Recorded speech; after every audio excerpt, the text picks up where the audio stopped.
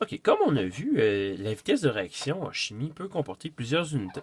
Un peu comme en physique, la vitesse peut être mesurée en km/h, en mètres par seconde, en mille à l'heure. Ben, en chimie, on a vu que la vitesse d'une réaction, ça peut être en grammes par seconde, en millilitres par seconde, en kilopascal par seconde, en mol par seconde, puis même en mol par litre par seconde. Puis en fait, il va souvent être pratique de transformer les unités de mesure utilisées pour les vitesses de réaction en chimie. Le but, ben, en tout cas, je vais vous montrer en fait le but là, réel de tout ça. Admettons là, qu'on prend deux réactions chimiques là, qu'on fait en laboratoire. Deux réactions qui sont assez semblables. Donc, on fait réagir par exemple du magnésium avec du HCl.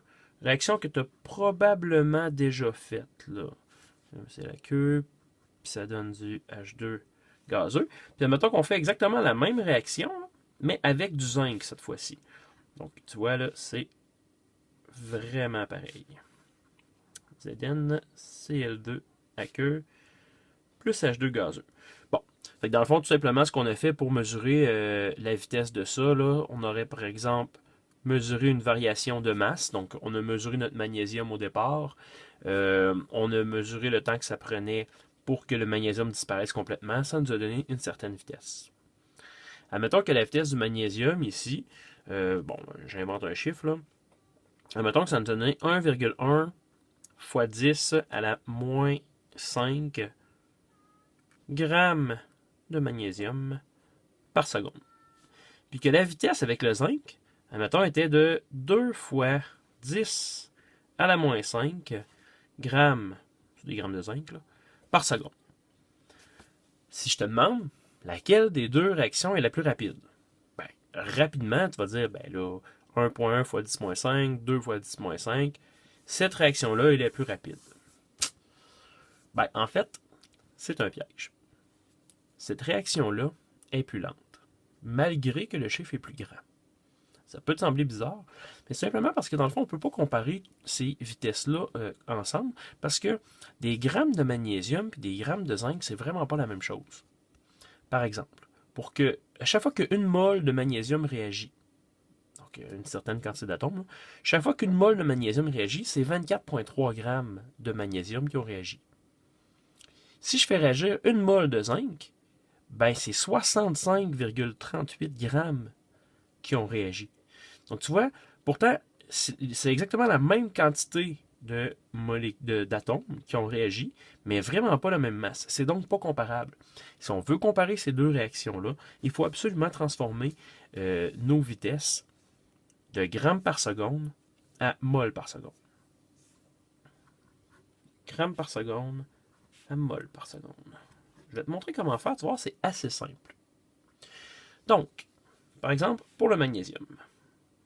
Donc, pour le magnésium, ici, j'avais une vitesse de 1,1 fois 10 à la moins 5 grammes par seconde. Pour ne pas me mêler, là, je vais même marquer que c'est des grammes de magnésium. Dans le fond, moi, ce que je veux, c'est d'avoir une vitesse en mol de magnésium par seconde. Tout ce qu'il s'agit de faire, il s'agit d'annuler les unités qu'on n'aime pas pour les remplacer par des unités qu'on veut. Donc, par exemple, ici, tu vois, j'ai des secondes. Ici, j'ai des secondes. J'y touche pas. Par contre, ici, j'ai des grammes. Je veux pas des grammes. Donc, comme en mathématiques, je vais m'arranger pour que les grammes se simplifient. Je vais mettre donc des grammes de magnésium ici. Puis qu'est-ce que je veux à la place des grammes? Je veux des moles. Je vais donc mettre des moles ici.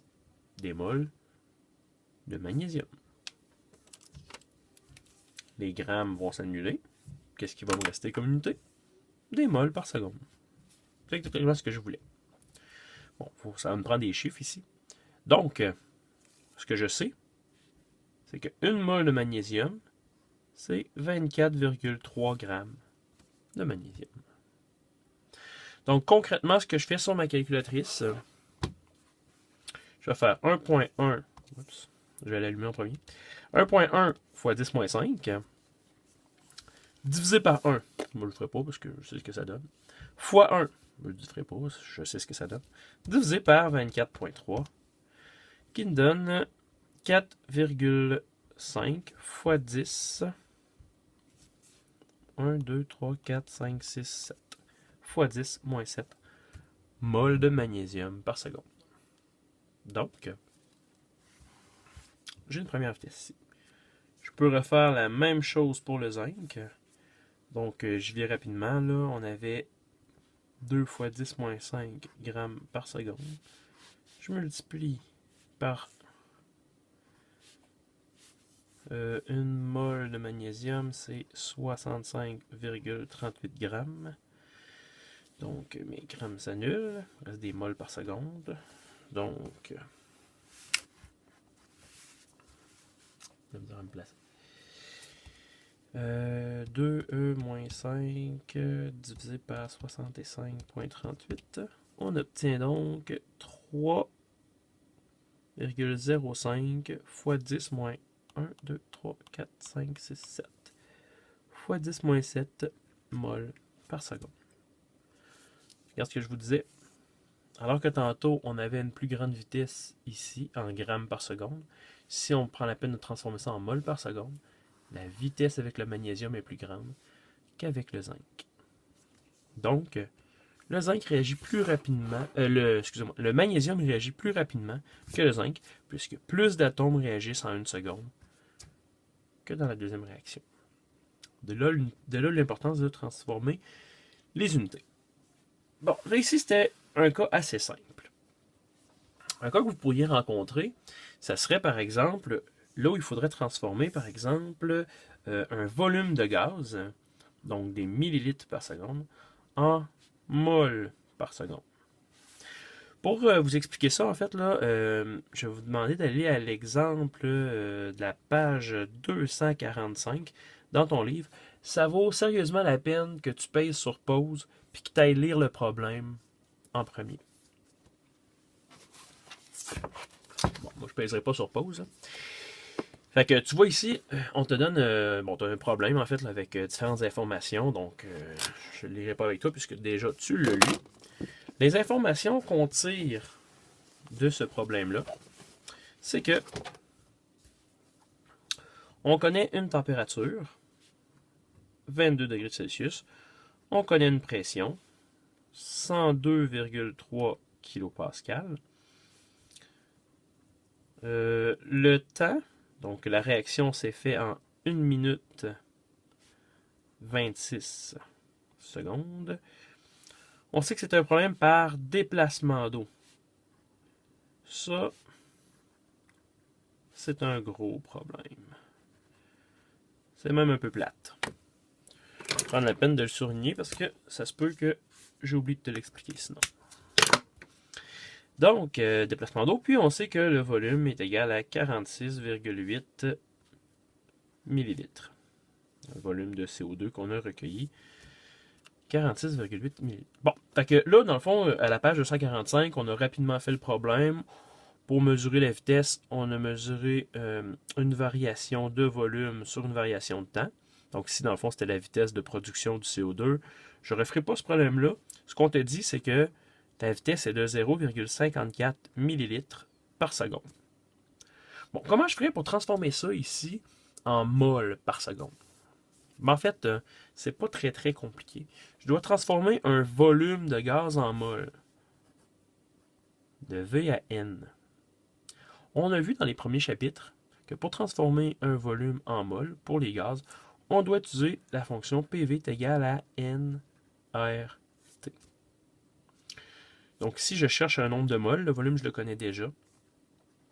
Donc je trouvais que le nombre de mols est égal à pression fois volume divisé par R fois T. Attention toutefois, quand je recueille un gaz par déplacement d'eau, on se rappelle que dans le fond, ce qu'on fait, c'est que on a recueilli un gaz sous l'eau. Donc en recueillant notre gaz sous l'eau, on ne recueille pas que notre gaz, on recueille aussi de la vapeur d'eau. Donc, il va falloir dans ce temps-là aller voir la pression de vapeur. Pression de vapeur, tu as un beau petit tableau à la page 107. Et ici. Comme ton expérience, toi, s'est déroulée à 22 degrés Celsius. 22 degrés Celsius, on a que la pression de vapeur est de 2,64 kPa. Ce que ça veut dire, ça, c'est que dans le fond, quand tu as recueilli ton gaz, tu l'as recueilli à 102,3 kPa, mais 102,3 kPa, ça, c'est ta pression totale. Dans le fond, c'était la pression de l'eau plus la pression de ton CO2. Comme on veut un nombre de moles de CO2, ça nous prend la pression du CO2. Fait que dans le fond, c'est simple.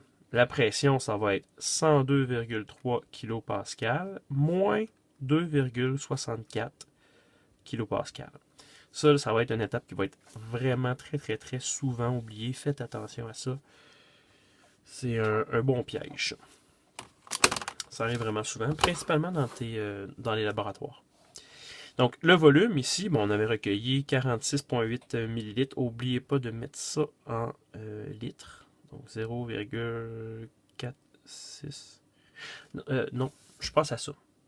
Ça, c'est la méthode que le livre utilise. On va aller un peu plus vite. Ce qu'on va faire, c'est qu'on va directement transformer ce volume-là, ici, le 0,54 ml. En transformant lui en mol, on n'aura pas besoin de rediviser par le temps.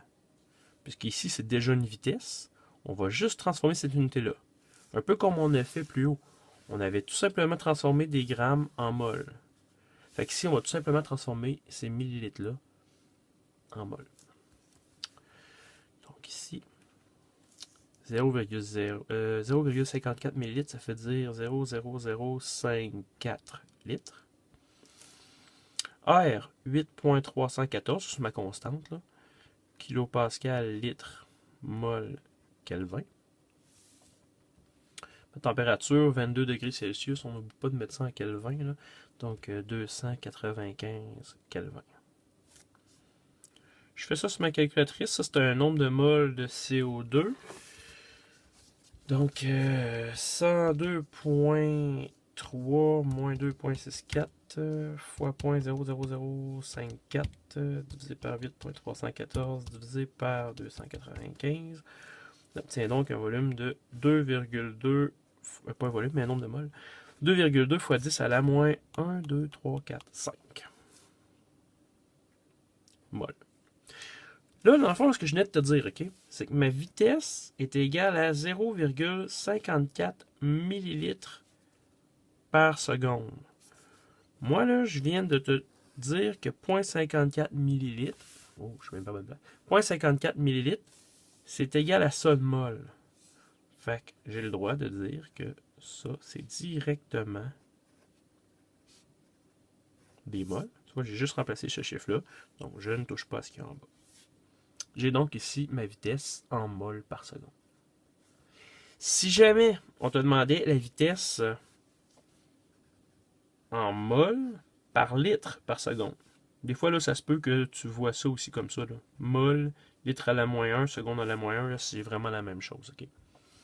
Parce qu'à la moins 1, c'est comme si on le mettait en bas. Mais tu vois que la différence, là, c'est le petit litre ici, parce que dans le fond, mes moles par seconde, je les ai déjà. Fait que dans le fond, il faut juste que je divise par le volume. Donc, ma vitesse ici de 2,2 fois 10 à la moins 5 moles par seconde. Faut pas oublier que ça, c'est des moles de CO2. Ce CO2-là, je l'ai recueilli dans 46,8 ml. Ben, j'ai juste à diviser par le volume ici, en litres. 4, 6, 8 litres. Fait que tu vois ici, je vais avoir des moles par litre par seconde. Fait que, sur ma calculatrice, je fais mon 2.2 blabla, là. Pas de à moins 5. Je divise par 0.0468 et on obtient 1, 2, 3, 4, 4,7 fois 10 à la moins 4 mol litre seconde. C'est tout. Donc, c'est rien que des trucs mathématiques, là. On va te pratiquer dans les exercices à faire ceci.